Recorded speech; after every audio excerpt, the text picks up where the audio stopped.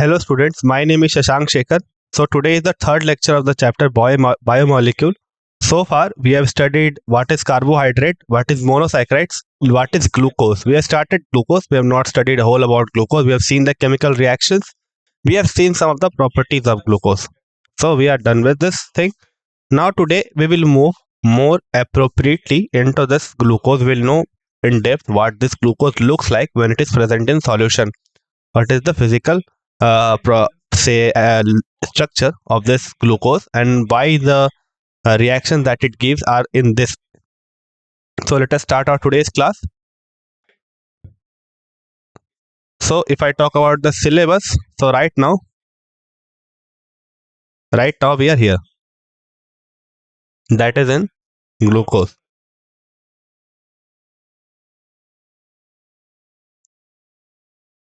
So if I talk about the topics, so we will see what is the cyclic structure of glucose. Okay, after that we will see how is the cyclic structure formed. Then we will see its say resemblance with pyranose. After that we will see two forms of cyclic structure and how they are formed. At last we will see glyceraldehyde. So glyceraldehyde is also a carbohydrate but with lesser number of carbons. Clear? Now let us start our today's class. So first of all, why is this cyclic structure being proposed? What is the reason behind it? So the reason behind it was that some of the chemical properties were not in accordance with the structure that was proposed. Means the structure was not able to explain all the chemical properties that the glucose show. So for that, the cyclic structure was introduced. So what are those chemical reactions? The first one is that glucose does not give Skiff's test. Glucose does not give Skiff's test. What is Skiff's test? So in Skiff's test, if we treat our aldehyde with Skiff's reagent,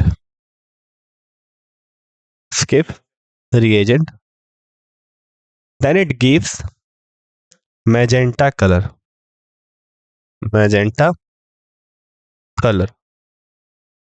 Now if I talk about the mechanism of it, it is nothing but a nucleophilic addition reaction. Now you would say, sir, we have seen earlier that our glucose was giving nucleophilic substitution reaction, but now what is the problem? See, the problem lies in that it is a weak nucleophile and it will only attack if there is free aldehyde. So free aldehyde and attached aldehyde are two different things. Attached aldehyde can give reaction with stronger nucleophiles but not with the weak nucleophile.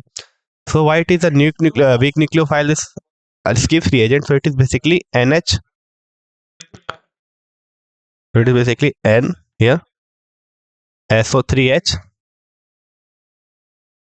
and H, and this N is being attached to benzene ring, and we have more R here in this position. So we'll not talk about that. So if you see here, its lone pair are delocalized. It is delocalized in the ring. What will be the result of this? That this lone pair will not be available for nucleophilic attack. So due to this reason, due to this conjugation, I would say the nucleophilicity of this nitrogen has been reduced. Okay, clear? Therefore, if you can say favorable conditions are not present in the say structure of the aldehyde, then it will not be attacked by the Skiff's reagent and no magenta color will be given. So due to this reason, we have say raised the question that why it is not giving Skiff's test. So it must be lacking a free aldehyde group. Next is, if we treat our pentaacetate of glucose. So if you remember what is pentaacetate of glucose, so in pentaacetate of glucose was formed by the reaction of our glucose with acetic anhydride.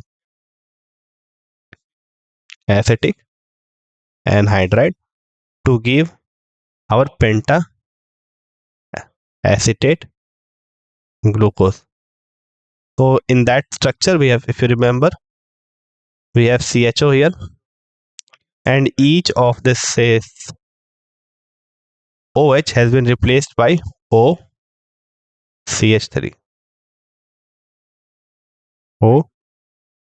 OCH3. Similarly, all of the O were changed to this. Now, what was seen that if you treat your pentaacetate with hydroxylamine, then it would not give this reaction. Okay, the pentaacetate does not react with hydroxylamine, indicating the absence of free CHO group. So, absence of this reaction, that is your reaction of glucose with means pentaacetate of glucose reaction with hydroxylamine, indicates that we are lacking CHO structure in your aldehyde. Next, what was the evidence? The next evidence was that our glucose is existed in two forms. First is the alpha form and second is the beta form. Now, if I look at the structure of both of this alpha and beta form, then it has no signs of a free CHO group. Means you will see in the later on slide that the CHO group is being replaced by our hemiacetal group. So all of these behaviors, like the Skiff test, the reaction of the absence of reaction of say pentaacetate of glucose to give say our final product, then the existence of our glucose in two forms, the alpha form and the beta form, namely, which have a different melting point. Like our alpha form has a melting point of 419 Kelvin, and your beta form has a melting point of 423 Kelvin. And they both were obtained by the crystallization of hot and saturated aqueous solution. Now, all these evidences suggested that our glucose is not existing in the form of simple chain length, or you can say open chain. So for that, we have proposed a new cyclic structure, and it was termed as cyclic hemiacetal structure. And what was the proposition? How was the cyclic group formed? It was proposed that the free OH group, so if you see here at the structure, so what must have happened, that our free OH group at the fifth position, so here we have free OH group, so it must have attacked this carbonyl center and formed a ring. Now, I would not say that our glucose would have always existed in say this form or this form and this form. There is a kind of equilibrium in all these forms, and each of these has some attribution to our actual structure. Okay, clear? So attack can happen in two ways. So if I see the structure, you can imagine then it can attack from the upside and from the bottom side. Okay, that would result in two type of structure, namely alpha D glucose and beta D glucose. And this is called hemiacetal. Why is it called hemiacetal? So if you remember the aldehyde, ketone and carboxylic acid chapter, then we have seen that if I attack a carbonyl center, more appropriately I would say a aldehyde center with a hydroxyl group, with H replaced by R. Okay, H replaced by R. Then this alkoxide will attack the carbonyl center and will form OH and OR. So this group is called as hemiacetal. Clear? Did you get that? So you can see here that our OH group at the fifth position is attacking this carbonyl center, and this is forming a hemiacetal. We have OH here and O here. Similarly, we have OH here and O here. And the R is this thing. Although it is intramolecularly linked, but it is R. Now, both of this structure explains why we are not getting certain reagent, or why we are not getting certain reaction, because the equilibrium is mostly shifted either to alpha or either to beta. This structure is not that much effective to explain the attributes of our glucose. Now, also it explains the existence of two types of structure of glucose, this alpha D glucose and this beta D glucose. Now, what is the difference between alpha D and beta D glucose? So if you look at if I talk about the spatial arrangement, if you look at the first carbon, you can see that the OH group are present at different positions. in beta D glucose, our OH group is present at the left side, and our alpha D glucose, our OH group is present at the right side. So you will get a more clear picture when you will see the actual structure, the cyclic structure of it. Now one more point which I mentioned earlier also, that you should remember this, that this all three structure are in equilibrium with each other. So some of the, say, our reactions that were given earlier, like our nucleophilic addition and substitution to this carbonyl center, were the results of this equilibrium that existed between all of these three structures. Okay, clear? So in this way our cyclic structure is formed. Now we have a resemblance of the cyclic structure with pyrene. So this is called as pyrene. So for that reason it is called pyranose. So what is pyrene? It is basically a heterocyclic compound with oxygen as one of the member of the chain, cyclic chain, and we have 4 sp2 hybridized carbon and 1 sp3 hybridized carbon. So if you see and try to, say, compare both of this structure, you will see that they are similar. We have oxygen here and we have the alkyl chain surrounded it, making a cyclic chain here. So I was talking about alpha and beta D glucose. So there in the Fischer projection it was not that much clear. The spatial arrangement was that much not that much clear, but you would see here that we have a clear picture of why this spatial arrangement different. So if we place this say our cyclic structure on a plane and keep it in such a way that our CH2OH group is present on top, then you will see that the OH group in case of beta D glucose is present on the upside. Okay, it is present on the upside, while in the alpha D glucose it is present on the downside. So if I ask you what in what way is the attack happening, so in this case the OH group has must have been attacked from the upside. So it has been this carbonyl center has been attacked from the upside. Due to this reason this OH group went down or has gone down, and we have it has resulted in alpha form. Whereas in the case of your beta, this OH have attacked from the downside and it has formed this beta. So these are the two structures of, say, our cyclic structure of the glucose, and it was, say, represented by Haworth projection. This is called as Haworth projection. Now if I ask you that which of these two structure, out of these structure, which is the stable one, what would be the answer? So for that you have to look at the steric hindrance part. So let me clear all this. Okay, so here we have a CH2OH group, which is a bulky alkyl group that is present on the upside. Here also we have the same group. Now if I compare both of these, you will find that we have an OH group here, which is in comparison to H, which is more bulky. So if it is present on the downside, so two reasons are there for the say presence of OH group on the downside. First of all, I would not say steric hindrance, more appropriately I would say that both of this OH group now can do the hydrogen bonding. Both of this OH group can do the hydrogen bonding. Due to this reason, both of this OH group are present on the same side, and it is found that alpha is the more stable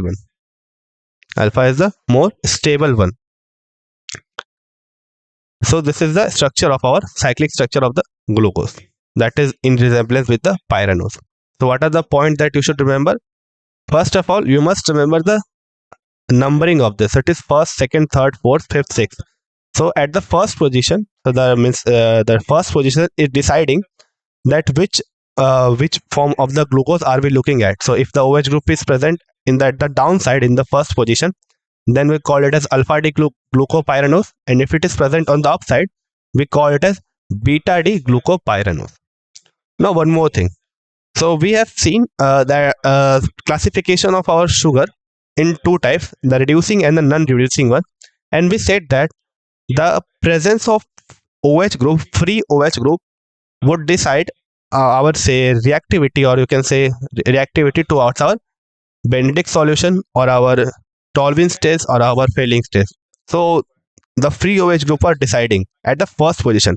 So you can see here we have this as the first position and we have OH group present and it is free. How it cannot be free? If I ask you how it cannot be free, suppose it was attached to this CH3 group. Then in that case, it would have not given our failing solution test or Tolvin's test. But since we have a free OH group here at the first position, so it will give our failing test or the Tolvin's test or the Benedict's test. So in exam, if you are given a couple of structures and you are asked that say which one of these are reducing and which one of these are non-reducing, so you will simply look at the first carbon that is being next to the oxygen and we'll see that whether a free OH group is present there or not. If it is present there, then it will give the reducing test, and if it is not present there, it will not give the reducing test or will not convert or not reduce our failings, Tolvin's or Benedict solution. Clear? Now both of these are called as anomers of each other. So this is just a stereochemical aspect of our glucose.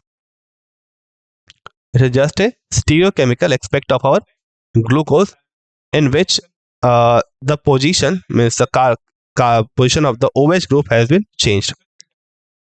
So this is called as anomeric carbon and both of these are called as anomer. Now if it is changed at first position, it is called as anomer. If it is changed at any position, that is called as epimer. So if I am saying this both are epimer and anomer, so it is correct to say that. But when we are saying it is epimer, we have to define that at which carbon the position is changed. So we can say that at C1 position, due to the change in configuration at C1 position, this both are epimer. So it can be termed as alpha D glucopyranose and it can be termed as beta D glucopyranose. Okay, got it? Now let us see some simpler carbohydrates. So this is called as glyceraldehyde. Now if I ask you under what classification does it falls? Under what classification does it form? On the basis of both on the basis of carbon number of carbon atom and on the basis of carbonyl center. So let us first look at this. Okay. So how many carbon it has? 1, 2, 3 carbons. So 3 carbons means triose.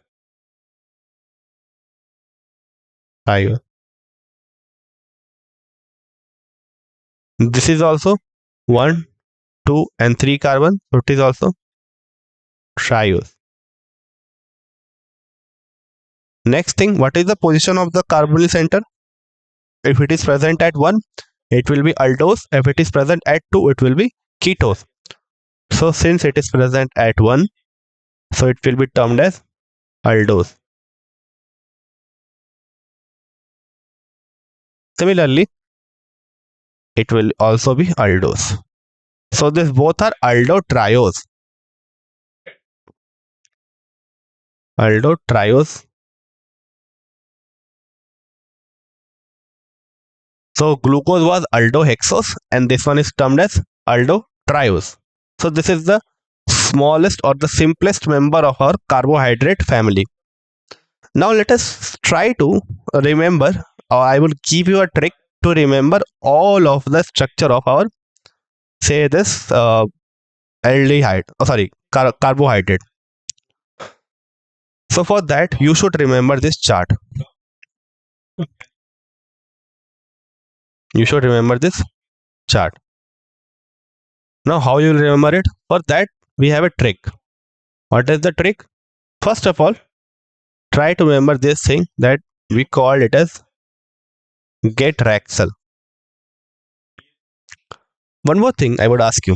Why are we saying D? Why are we saying D here? Why are we saying D here? We have seen that we have said it alpha D glucose, beta D glucose. Then what is the L?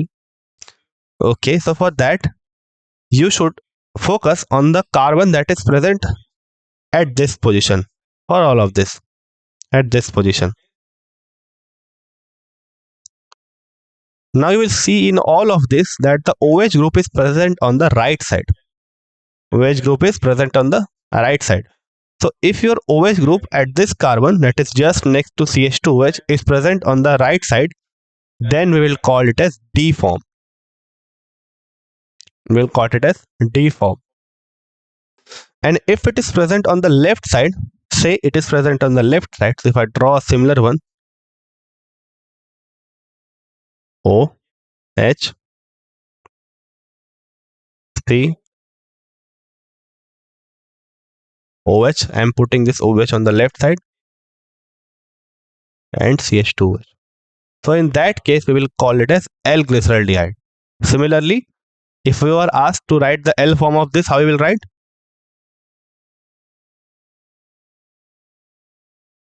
We have C, we have OH.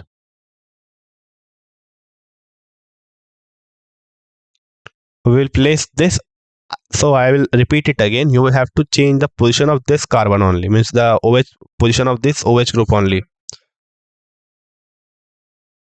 So we'll write it in this way.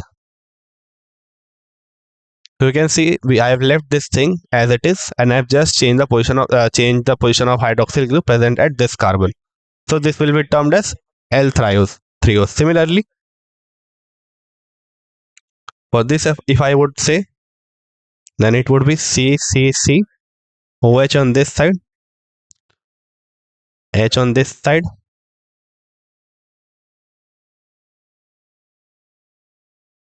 and CHO.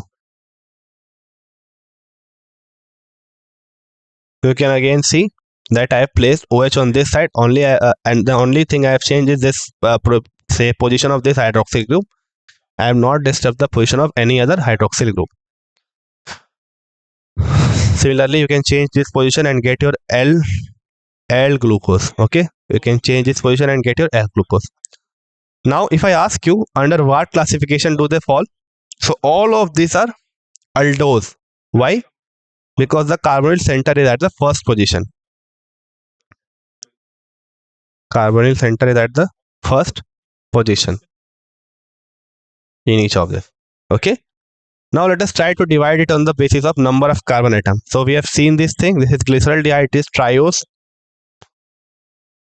Or what are all these things? This is 1, 2, 3, 4 carbon. So it is tetrose. Again, we have 5 carbons here. So it will be pentose. 6 carbons, so hexose. So this will be aldotriose, aldotetrose, aldopentose, and aldohexose. Now initially, I have told you a trick to remember the name of all of this, and I would say that it is important to get a grasp on the names. Okay, so it is important because they are common names and there is no such convention, IPC convention, to remember the name of this compound. So the trick for that is get Raxal. GET, get RAXAL. How you will follow it? So first of all, take the letter G, which forms glyceraldehyde, and it has 3 carbons and only one say stereochemical center or the optical center, which has OH on the right side. Now if I move down the flow chart, then we will follow this get Raxal. We have E and T. So E stands for erythriose and T stands for threose. Okay, D stands for erythriose and E stands for erythriose and T stands for threose. Now if I ask you what is the change in this and this, what is the distinction in this and this structure, so you will say that on the second carbon we have a change of the spatial arrangement of the hydroxyl group. So in this case our OH has been kept on the right side, and in this case our OH has been placed on the left side. So what we have done, we have just introduced one more carbon. We do not have to do anything with the carbon that is present on the bottom side. Only the carbon that has been introduced will have change in spatial arrangement. So if I see at the left side, the OH group on the right side. If I see on the right side, the OH group on the left side. So as we proceed down and say we put 2 subdivisions of that, then the subdivision on the left side will have the OH group on the right side, and the subdivision on the right side will have the OH group on the left side. And whose OH group? The carbon that we have introduced or the carbon that we have increased. Okay. Now next, if we have erythriose, if you move down to erythriose, we have ribose and arabinose that come from R and A of Raxal. So ribose and arabinose. Again, we do not have to do anything with this carbon, the remaining two carbon. So we will only change the position of the OH group that of that carbon which is present on the or which is being increased. Here you can see that we have introduced this carbon. So therefore the group on the left side has been placed with the OH on the right side, and the group on the right side has been placed with OH on the left side. So we are done with GET, we are done with RA. Then XL. So with threose, again we will divide threose into two, xylose and lixose. So in this case also we will not do anything with the carbon center that is present in the bottom. Only we will change the position of the OH group that is attached to that carbon which has been newly introduced. So this is the newly introduced carbon. So if I see on the left side, the OH group was on the right side, and again this is on the right side, so OH group will be on the left side. So we have done this far with the help of Gatraxel, so xylose and lixose. Now how to remember this? All allose, ultrose, glucose, mannose, glucose, idose, galactose, talose. So for that we have this trick which is said as all ultrious. Let me write it. All ultrious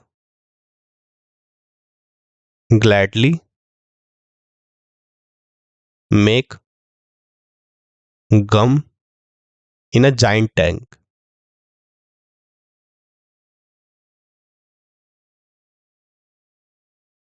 So let us follow this. So we have all first of all. So from all comes the allose. All comes the allose. Again we will subdivide this ribose.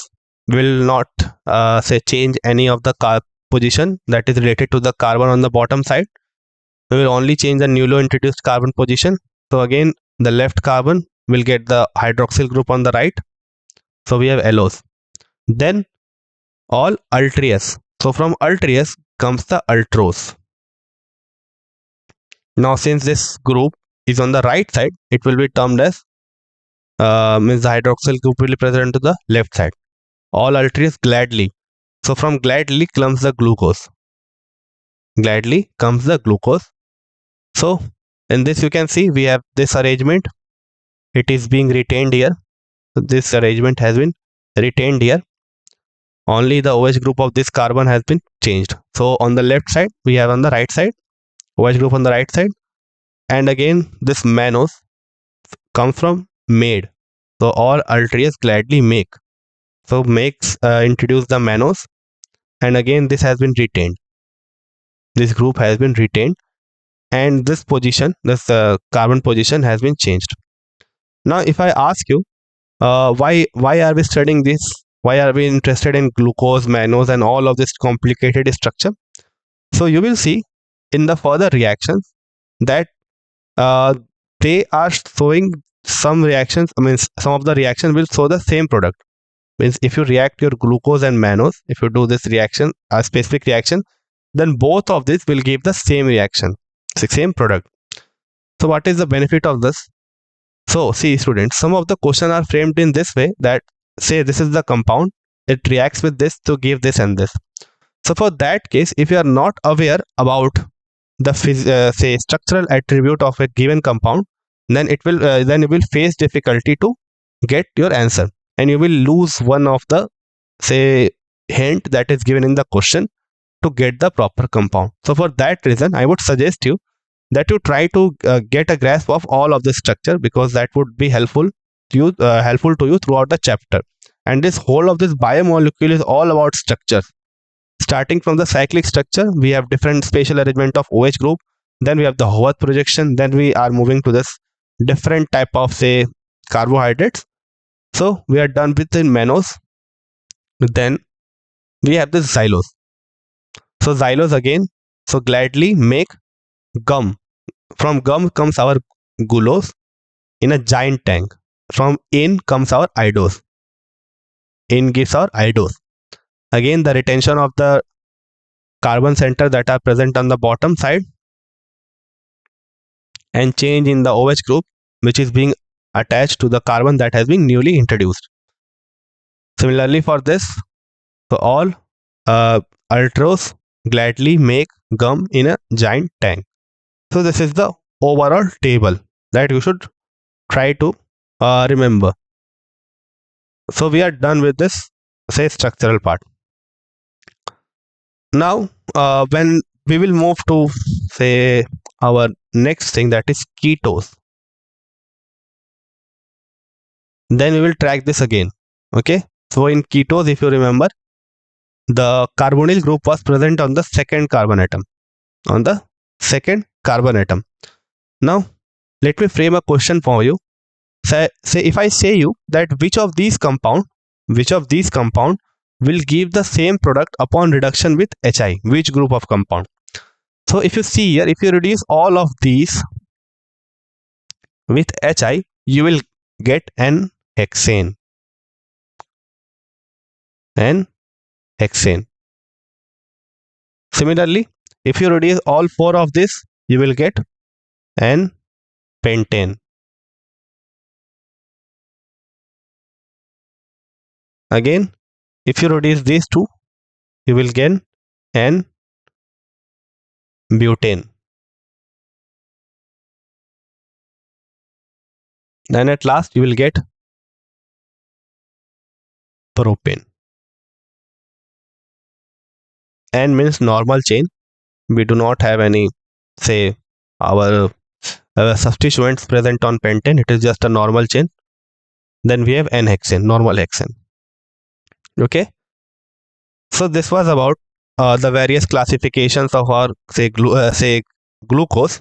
Now we have seen the cyclic structure. So if I try to summarize our today's class, so what we have seen that some of the chemical reactions are not being justified with the help of open chain structure than we had.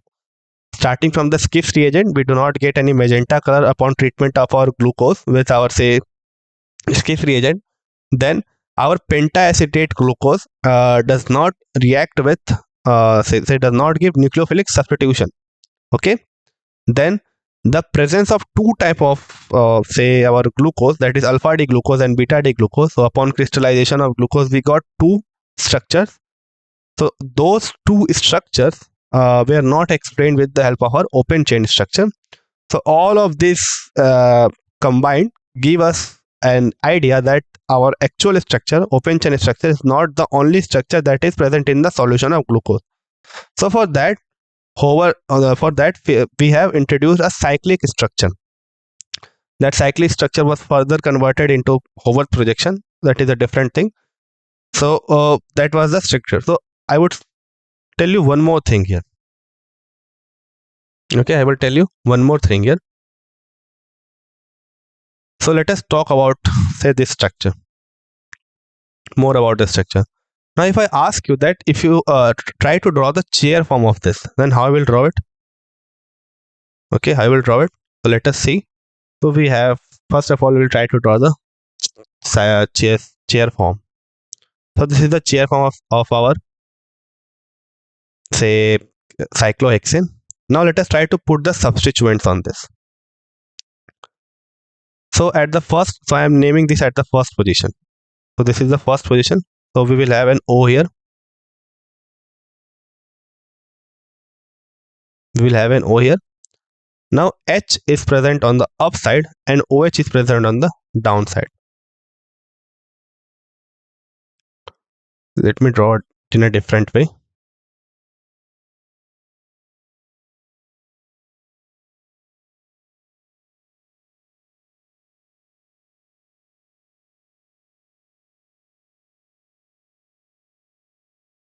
Sorry. Yeah, I'm placing it here only.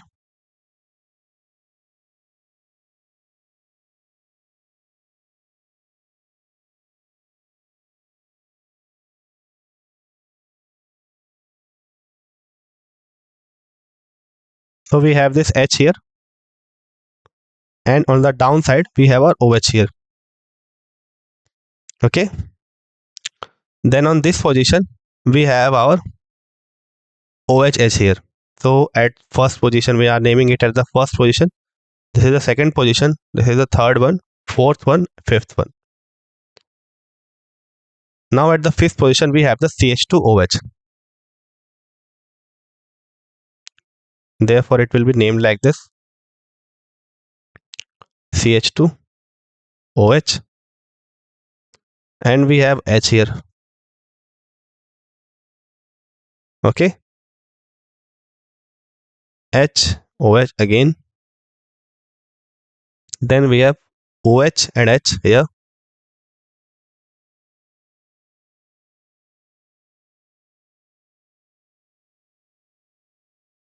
and H here. Yeah.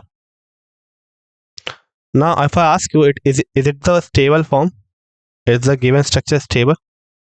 No. Why? Because we have a CH2OH group and there will be 1,3 diaxial interaction. So this is first position, second and third. So there will be 1,3 diaxial interaction. So for that reason, this will flip. So there will be a ring flip, and we will get this thing.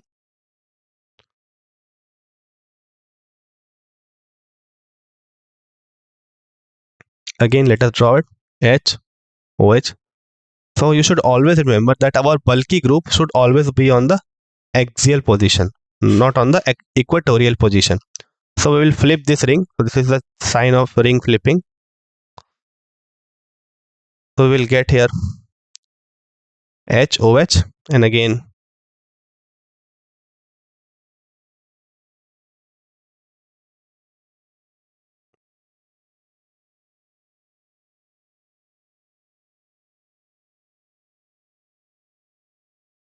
OH and H.